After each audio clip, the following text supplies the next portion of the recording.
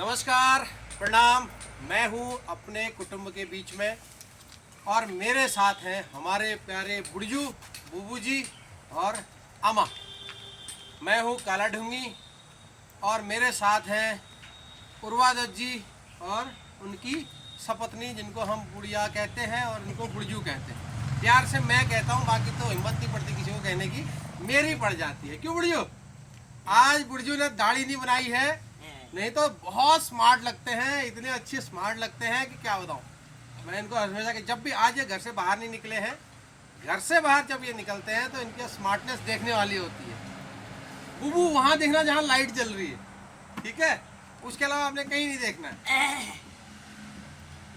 बहुत सालों के उपरांत हम फिर एक पॉडकास्ट में आए हैं जिसमें हम ये कहेंगे कि अपने परिवार में इतने महान आदमी हैं, उन चीज़ों के बारे में जब हमें पता चलता है तो एक रोमांच की अनुभूति होती है, गर्व की अनुभूति होती है हमें कि हमारे परिवार में इतने अच्छे लोग हैं। मेरे सामने जो शख्स बैठे हैं ये हमारे बुबू हैं। ये हमारे परिवार में शौर्य चक्र विजेता है 3 आसाम राइफल की।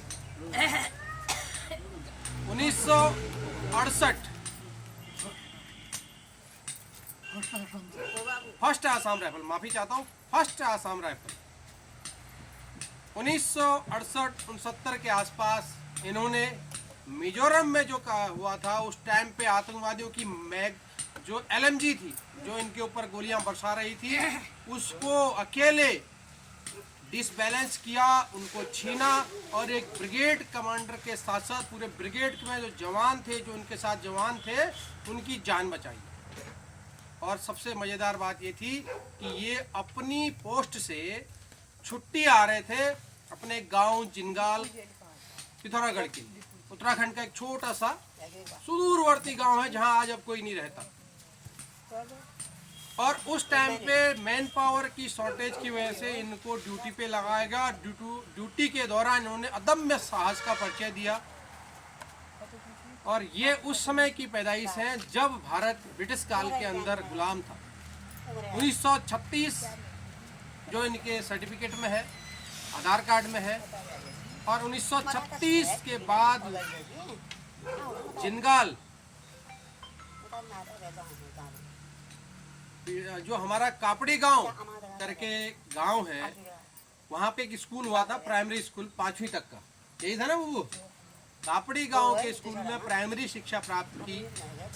देवलथल में जो है वो मिडिल मतलब कक्षा 8 तक की शिक्षा मानी जाती थी उस टाइम पे। तो वहाँ से 6 या 7 किलोमीटर दूर पहाड़ी एरिया, और जिस जगह पे बुबू का घर था, जो पैतृक घर था, जिस जगह पैदा हुए, जिस जगह से आगे बढ़े, एक छोटा सा इंसिडेंट हमारे कुटुंब वाले सभी जानेंगे इस वीडियो में। जब हम कासिन देवता की पूजा करने जाते थे, मुझे याद है 88, 89, 90 के आसपास, जब मैं बच्चा था 8-9 साल का, तो मैं जाता था वहाँ।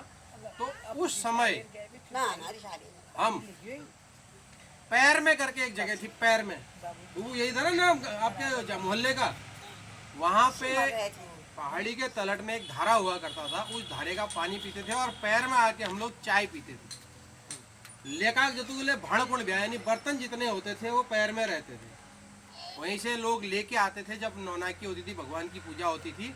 और जब कार्यक्रम खत्म हो जाता था उसके बाद फिर हम पैर में जाते थे, वहाँ रखते थे, चाय पीते थे। उसके बाद बाया मल्लंग होते हुए, ठुलगड़ा होते हुए छंथे आते। ये हर बार का एक रूटीन था।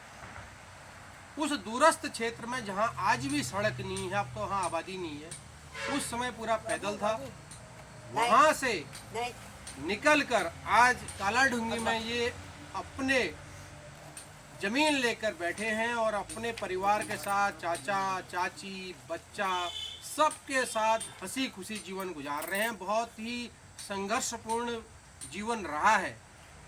मेरे दादाजी और मेरे गांव के तमाम दादाजी जो थे वो सब इन्हीं के साथ के हैं, इन्हीं के आसपास के हैं। इनके जो परम मित्र हुआ करते थे वो थे उर्वा बूबू, जो हमारे जस्ट ऊपर है, खिल चाचा के पिताजी। और कौन कौन था बूबू आपके परम मित्र? और अच्छा दोस्त कौन कौन था? तो अभी हम जब विस्तृत रूप से चर्चा करेंगे बूबू के साथ, तो जब ये 1954 में 18 साल के हुए तो इनका जो वन आसाम राइफल में भर्ती होने का जो इंसिडेंट है वो भी कम रोमांचक नहीं है। हमारे यहाँ उत्तम सिंह जी करके एक व्यक्ति हुआ करते थे। उत्तम सिंह जी आसाम राइफल में थे और मुझे याद है जब मैं कक्षा 11-12 में पढ़ता था, हमारे देवलथल पीपल चौराहा में एक भर्ती आई थी और उस क्षेत्र की जो भर्ती थी, उस क्षेत्र के तमाम युवा जो थे उस टाइम पे भर्ती हुए थे आसाम राइफल में, और वो भर्ती लाए थे उत्तम सिंह जी। और उत्तम सिंह जी के द्वारा ये हमारे बुबू भी जो है वो भर्ती हुए थे, उनके माध्यम से, उनके सहयोग से, उनके मार्गदर्शन से, उनके साथ रहते हुए। और घाट करके एक जगह पड़ती है पिथौरागढ़ में, जब ये भर्ती होने जा रहे थे उत्तम सिंह जी की पत्नी के साथ, पिताजी के साथ, उनकी बेटी के साथ, तो घाट में रोड ब्लॉक होगी तो घाट से टनकपुर पैदल गए थे और रात को वहाँ पे डाक यात्रा चलती थी। उस डाक यात्रा में ये साथ रह के उनको मिले थे, क्योंकि उत्तम सिंह जी का जो परिवार था वो तो चला गया था गाड़ी से, ये वहाँ से पैदल लोहाघाट, घाट के बाद चंपावत चलती होते हुए टनकपुर पहुँचे। टनकपुर पहुँचने के बाद फिर जो नैरो गेज की ट्रेन थी वो इनको बरेली ले गई, बरेली से फिर ट्रेन चेंज की, उसके बाद ये लखनऊ गए, लखनऊ से फिर ट्रेन चेंज की, ये गए आपके सिलीगुड़ी। सावन का महीना था, बारिश का महीना था, बहुत बारिश पड़ रही थी, तो आसाम वाले क्षेत्र में क्या बाढ़ आई हुई। फिर आसाम में कुछ दिन इंतजार करने के बाद ये फिर गए वहाँ से गुवाहाटी।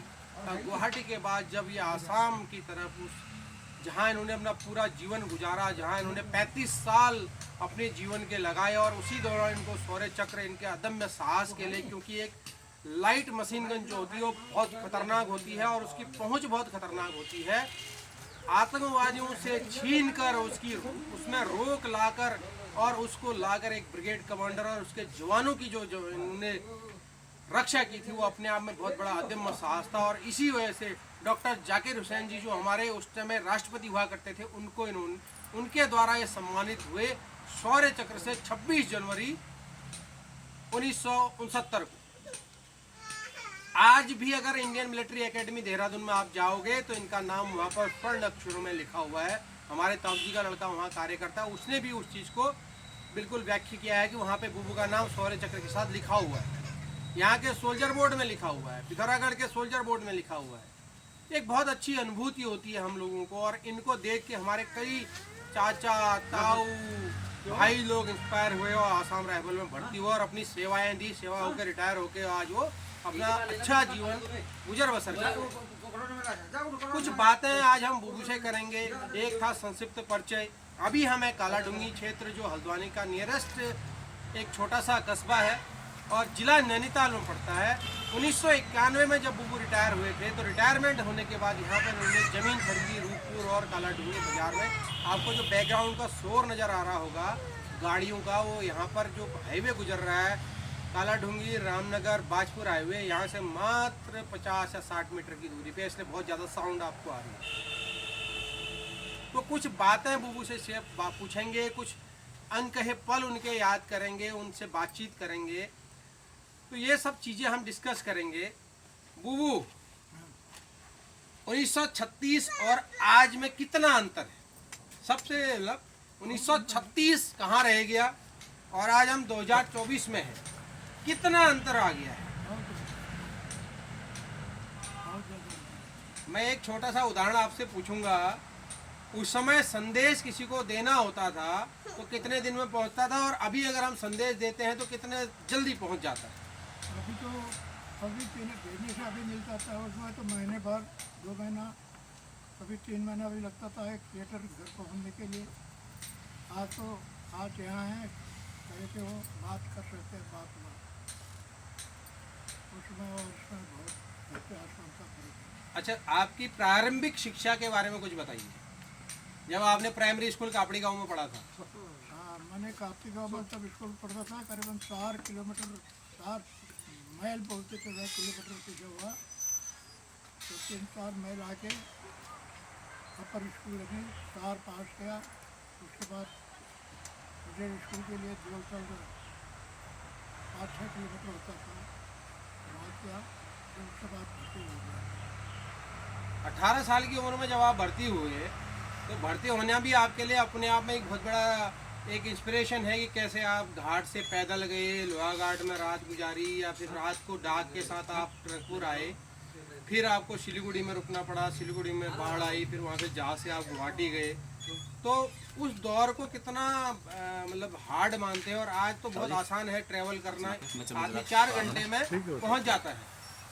हाँ, अभी और उसमें तो बहुत फर्क है। अभी तो क्या है, आज किधर है तो जहाज दौरा, रेल यात्रा दौरा, कहीं से साधन है, उसमें कोई साधन रहेगी जहाज के अलावा सिलीगुड़ी से गुवाहाटी तक जहाज में गई थी। हर बात तो घर से बाहर निकलो। एक चीज़ है, राष्ट्रपति हुसैन ने मुझे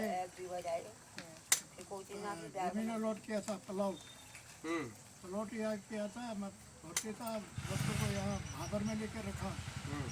घाट की झोपड़ी में रहते थे, तो झोपड़ी आग लगती और 5 आ जाओ, आप इधर आ जाओ। तो उसमें उत्तर प्रदेश में मेरा वो था, उत्तराखंड नहीं हुआ था, तो डॉक्यूमेंट ही खत्म हो गया। फिर मैं कहाँ से बोलूँ, किससे बोलूँ। ज़मीन अलॉट किया था राष्ट्रपति जाकर हुसैन ने। अभी वो लेकर दिल्ली में पड़ा हुआ होगा, लेकिन अभी तो 2-3 बार नेताओं से बात की, किसी ने कोई ध्यान नहीं दिया। इनका कहना ये है कि जब इन्होंने शौर्य चक्र विजेता बने, ये जब इनको शौर्य चक्र दिया गया, उस टाइम पे जो हमारे राष्ट्रपति जाकिर हुसैन जी थे, उन्होंने इनको कुछ ज़मीन अलॉट की थी। वो ज़मीन अब इनके पास नहीं है, ना इन्होंने अप्रोच भी की नेताओं के पास या बहुत लोगों के पास, लेकिन अभी वो ज़मीन नहीं मिली है।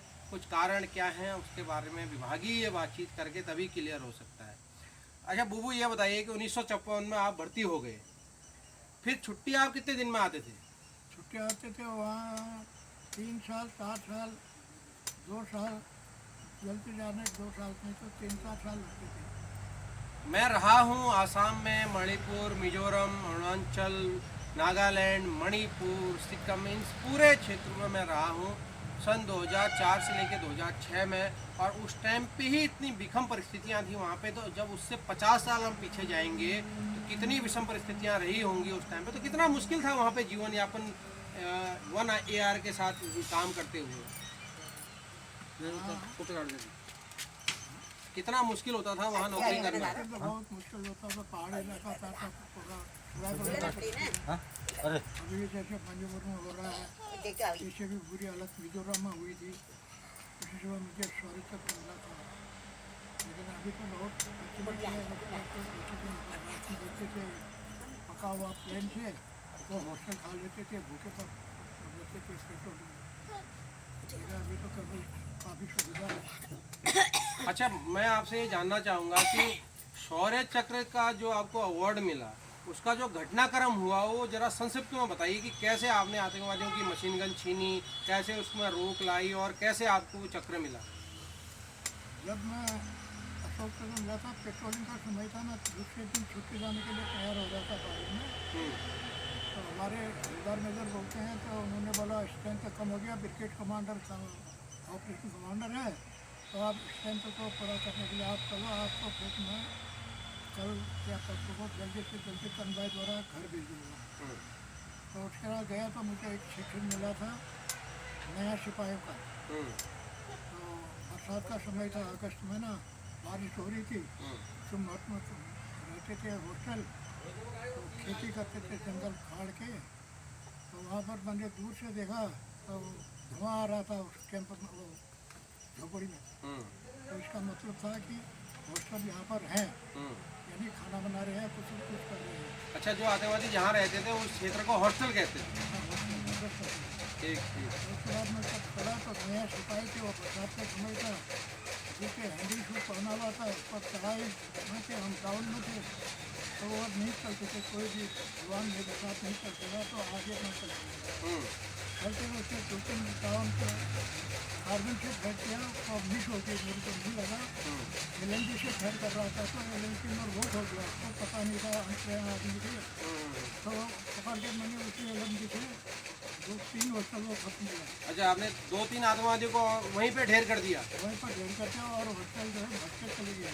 जल्दी रेमोलेशन और कुछ हथियार करते और रखा, कुछ शहर में स्टेशन पहुँचा उधर, फिर ब्रिगेड कमांडर ऑपरेशन पर नोटिस पे थे वहाँ गिरा डाल के उन्होंने बोला खबर कहाँ है, तो उसमें कम्युनिकेशन का साधन भी नहीं था, बड़ा मुश्किल था, वो बड़ा बात जोड़ता था, उसको बात करके सोचा, उन्होंने सीधा वहाँ ऊपर बुलाया, वो दूसरी इंटरव्यू ले लिया, इंटरव्यू लेने के बाद तमाम कहानी बताई, तो दूसरे दिन उन्होंने इसलिए कन्वे कहा कि मुझे घर भेज दिया था।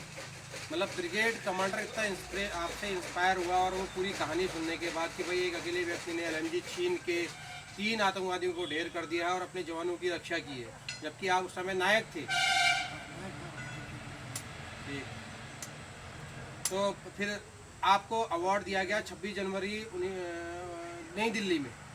हाँ, उसी डेट में क्या, जिस डेट में ये लिखा हुआ था वो मेरे पास भी थोड़ा किताब में है वो, अच्छा, अभी वो अपने साथ रखा था मैंने, फिर जो डॉक्यूमेंट था घर में रखा, घास की झोपड़ी थी, वो आग और बरसात के सब खत्म हो गया, डॉक्यूमेंट खत्म हो गया, आगे कोई कार्रवाई नहीं हो पाई। फिर उसके बाद दोबारा मैंने कई चीज़ें नेताओं से भी बात की, अगर क्या कोई खास ध्यान किसी ने नहीं किया, तो अभी उसको क्या बताऊँ, क्या करूँ। अच्छा, मतलब जो आपको अवार्ड मिला था और जो प्रशस्ति पत्र मिला था वो झोपड़ी में जलने की वजह से ख़त्म हो गया है। चलिए, इस बारे में हम एक मुद्दा उठाएंगे कि अगर वहाँ पे हो राष्ट्रपति भवन में अभिलेखागार में अगर होगा तो मिल सकता है। अच्छा बुबू जी, ये बताइए, ये तो आपका प्रोफेशनल जीवन हो गया। अच्छा, अब हम कुछ पर्सनल जीवन के बारे में आपके बारे में बात करते हैं। हाँ, अच्छा, ये शादी कब हुई आपकी? मेरी शादी हुई थी 1957 में। अच्छा, 1957 में आप आमा को देखने गए थे? मैं कहाँ देखने लगा था, उनमें कोई नहीं देखता था कि कोई सब पिछली बार मैंने देख लिया कन्या और पुरुष को, वो फिर मैं सब मोदी में जहाँ तो वो देखते हैं, लव लेटर होता है, टेलीफोन में बातें होती हैं, सभी, उसमें कोई साधन नहीं था। जब बुजुर्गों ने जब बात तय कर दिया तो उसमें नहीं करने का सवाल नहीं, उसमें शादी होती है। बुबू की प्योरली अरेंज मैरिज थी, जो पहले सभी की होती है, हमारे पिताजी की, हमारे दादाजी की, जहाँ पूरी पहाड़ी क्षेत्र में होती थी कि भाई बड़े बूढ़ों ने पसंद कर ली लड़की और बेटे को बता दिया तेरी शादी है इतने दिन को, इससे छुट्टी आ जाना, टेलीग्राम भेज दिया, तो उसी हिसाब से आप आते होंगे छुट्टी। आपको पता कैसे चला कि आपकी शादी है? मैं छुट्टी में आया था घूमने। अच्छा, जब शादी के लिए बातचीत हो रही थी तो आप घर आए हुए थे। ठीक ठीक, तो जाग पुरान वहाँ से लगभग पैदल भी अगर हम जाएंगे तो 15-16 किलोमीटर पड़ेगा, 22 किलोमीटर पैदल पड़ेगा। आप कनाली सिन्हा के रास्ते से गए, कुछ पिथौरागढ़ रेल होते हुए चले गए और पूरा पैदल गए महादेव होते हुए। हाँ, वहाँ अपना घर के पुरानी बोलते थे, वहाँ से जिंगाल आया, जिंगाल से रेल आया, रेल से ऊपर पिथौरागढ़ पहुँचा, पिथौरागढ़ से फिर जागपुरान के लिए गया, 22 किलोमीटर था, टोटल 22-23 किलोमीटर पड़ता था, पैदल चले थे। छुट्टी कितने दिन की आए थे आप? छुट्टी उसमें 90 दिन की छुट्टी आई थी, लंबी छुट्टी। मतलब 4 साल 3 साल में एक बार 90 दिन की छुट्टी मिलती थी आसाम राइफल से। आना जाना उसमें इंक्लूड रहता था या वो अलग था? अलग था, जर्नी पीरियड अलग। अच्छा, जर्नी पीरियड अलग होता था, यानी लगभग 100 दिन की छुट्टी आपको मिल जाती थी। एक महीना मेरा जाने में। 1 महीना?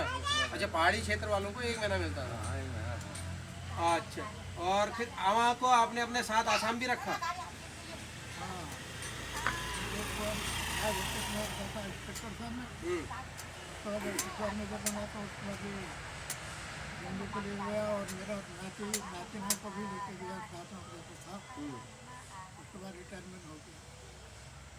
अच्छा बुबू जी, ये बताइए कि जब आप भर्ती हुए उसके बाद फिर वहाँ से माइग्रेट हुए, यहाँ आए, यहाँ आपने ज़मीन खरीदी 1991 में, 91 में ज़मीन खरीद के यहाँ सेटल हो गए। अब तो पूरा का पूरा क्षेत्र, हमारा पूरा जो गांव है, छिपछिया है, पूरा वीरान हो गया है, लेकिन आप बहुत इन्वॉल्वमेंट रहते हैं वहाँ। अभी काशी देवता का मंदिर बना, उसमें भी आपने पार्टिसिपेट किया, डाढ़ में हमारा मंदिर बन छे वहाँ ले पार्टिसिपेट, काशीनाथान में, हर जगह जितने भी हमारे गांव के जो लोकल मंदिर हैं, लोकल धर्मशालाएँ बनी हैं, वहाँ पे आपने बढ़ चढ़ कर हिस्सा लिया है। क्या अभी भी मन में इच्छा है कि एक चक्कर पैर में होके आऊँ? हाँ बीच में है, लेकिन क्या करो, वो पैदल चलना पड़ता है करीबन 10 किलोमीटर, और जंगल का रास्ता है नहीं। पहले तो तब तक गाँव जिससे मैं जाता था, साल में एक बार वो काफिन चलता है, उसका उद्घाटन भी मैंने किया कि और साइकिल होते कि मैं अब नहीं जा सकता हूँ, और न कोई साधन में जाने के लिए इच्छा होती है। एक देवी का मंदिर है नीचे गाँव में, उसमें भी शुरू किया मैंने सब गाँव वालों से, और वहाँ पर मंदिर धर्मशाला बनाया, मंदिर बनाया।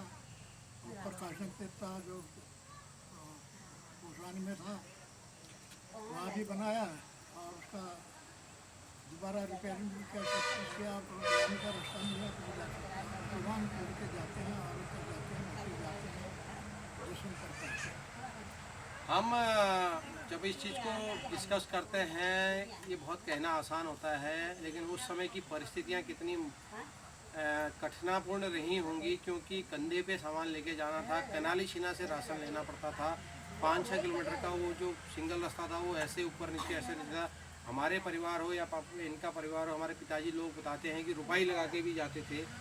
तो उस टाइम में मेरे बूबू जो थे, किशनदा बूबू जो थे या बालदा बूबू जो थे, ये सारे बहुत मेहनती लोग हुआ करते थे, और इनके हम उम्र हुआ करते थे, वो रुपये लगा करते थे। तो ये कुछ ऐसी यादें हैं आपके पास जो उस समय पे आप बताना चाहेंगे, कि ऐसी कोई मेमोरी हो आपकी जो बहुत यादगार हो? आप कैसे रहते थे, कैसे खेलते थे, कैसे आपस में एक दूसरे के फंक्शन में जाते थे, खाना कैसे खाते थे, ये सारी चीज़ें कुछ मेमोरी है ऐसी? उसको ऐसा था, टूटे किसी के पास नहीं होते थे, छोटा सा निकल पहना, हाँ हाफ बाजू वाला कमीज पहना, स्कूल जाते थे, ठंडा या कुछ है। हाँ तो हम तो सयाने थे, और 3-4 बहादुर लोग थे काम के लिए गांव में। तो भी बड़ा काम होता है, जैसे धान की खेती लगाना, मल्क डालना, कोई मकान बनाना। ये 3-4 आदमी थे, बहुत पहलवान। और अभी तो वो सब खत्म हो गए हैं, और उसके बाद किसी के लिए उनके साथ साथ हम लोग किया थोड़े दिन, फिर हम लोग को भूखे हो गए, और इसको मना भी करते हैं। ये उतनी ताकत वाले जवान नहीं रह गए जो पहले ज़माने में था। खाना भी मोटा अनाज खाते थे, आजकल की तरह ये मैगी। बारिश में दूध नहीं होती थी, और खाने के लिए घी और दूध का सेवन ज़्यादा करते थे। वो तो मैंने भी देखा है अपने बूबू को, किशन बूबू को और बाली बूबू को ना, कि वो इतने कटोरी में घी खाते थे, चीनी डाल के, गुड़ डाल के, और फिर वो 12-12, 15-15 हरे घास के फूले इतने बड़े बड़े फूले में डाल के बांध के लेके आते थे। तो मेरे आंखों के सामने की बात है, ये चीज़ तो हमने देखी है वहाँ पे, ये चीज़ें बहुत देखी हैं। और जो मेहनत उस टाइम पे हुआ करती थी, बहुत ही ज़्यादा हुआ करती थी। तो ये बताओ कि उस समय पे और अभी के समय में जो अंतर आया है, तो वो समय बढ़िया था कि ये समय बढ़िया? वो समय पहले का बढ़िया था। अच्छा, लेकिन संसाधन तो अभी बढ़ गए ना? पहले का समय जो था, वो समय तो बहुत अच्छा था, हाँ, मेहनती थी आदमी, और एक दूसरे से प्यार था, सब कुछ था। लेकिन आजकल तो उतना नहीं है। पढ़े लिखे भी हो गए लड़के, लड़कियां पढ़े लिखी होगी, अब उसमें और इसमें बहुत अंतर है। अच्छा, आपका एक बहुत बड़ा भरा पूरा परिवार है, आपका बेटा है, बहू है, नाती है, नतानी बहुएं हैं, पनाती हैं, बहुत अच्छे से आपकी सेवा कर रही हैं। और हम भी देखते हैं, हमें भी खुशी होती है कि वो आपकी पूरी सेवा कर रही हैं, चाहे आमा की हो, बुबू की हो, पूरे हमारे कुटुंब में आपकी चर्चा होती है कि भाई बेटा बहुत अच्छा है, बहू बहुत अच्छी है, नाती बहुत अच्छे हैं। आज बस दाढ़ी नहीं बनाई हो तो मैं बताना भूल गया मैं आ रहा हूँ करके, नहीं तो आप और सुंदर लगते हैं कैमरे में। तो आपको एक संतुष्टि होती होगी कि आपका परिवार इतना भरा पूरा है और इतना अच्छा परिवार है आपका। सब कुछ ऐसा पर अच्छा ही है। एक ही लड़का है मेरा, एक नाती है अभी, नाती नाती का भी नाती बोलते हैं हम लोग। बिल्कुल बिल्कुल। एक नातनी है, एक नाती नाती है, वो है, अपना कारोबार है, क्या करें? सब कुछ है। भगवान की कृपा से ये एक ही चीज़ का दुख है मुझे, कि मुझे यादगारी के लिए ज़मीन को अलॉट किया था, ओके। राष्ट्रपति हुआ उसके लिए लगता है, उसके लिए बात करता हूँ कि चलिए हो जाएगा करके। इनका इच्छाएं दो हैं। एक तो जो इनको प्रशस्ति पत्र मिला था शौर्य चक्र, जब आपने जीता था उसका जो आपको छाती में लगा होगा उस टाइम पे, उसका जो प्रशस्ति पत्र था वो जब हम रहते थे ये लोग नीचे रूपपुर वाले क्षेत्र में, तो वो कच्चा मकान था, छप्पर वाला मकान था, तो ख़राब हो गया। और दूसरा जो है, जो ज़मीन इनको अलॉटमेंट हुई थी वो इनको मिली नहीं है और आज तक उस ज़मीन का इनके पास कोई कागज़ नहीं है। यही कहना चाह रहे हो ना आप? अच्छा आमा, आप कुछ कहना चाहोगे? हाँ। सब आनंद है, क्या करें? बढ़िया है, सब कुशल मंगल।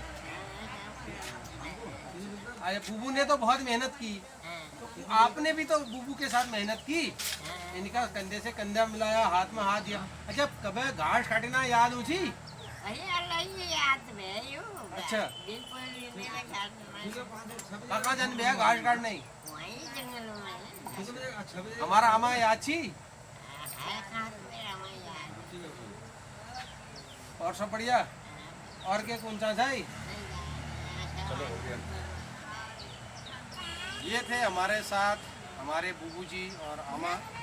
बुबू जी ने अपने जीवन का एक वृत्तांत पूरा बताया है, उस चीज़ को कैसे उन्होंने वहाँ से शुरू करके छोटे से दूरस्थ, अब वो गांव बिल्कुल वीरान हो गया है, पहाड़ जो भुटिया महल हम कहते हैं, और आज यहाँ से हम सब लोग आ गए। हमारा पूरा का पूरा छिटका जो है माइग्रेट हो गया है संसाधन न होने की वजह से। तो बुबू आप स्वस्थ रहिए, मस्त रहिए, ऐसे हंसते रहिए, ठीक है? और मैं ऐसे ही आपको बुड्ढू कहता रहूं, आमा को बूढ़ी कहता रहूं, ठीक है? बुरा मत मानिए, ठीक है ना? हाँ, और याद करते रहिए कभी कभी, हाँ बुलाते रहिएगा। आते जाते मिलते रहिएगा आप। अच्छा आते जाते मिलते रहेंगे। बहुत बहुत धन्यवाद। जय हिंद, जय भारत, जय उत्तराखंड। थे एक मूल निवासी की कहानी था और एक पॉडकास्ट में नई जगह पे। बहुत बहुत धन्यवाद।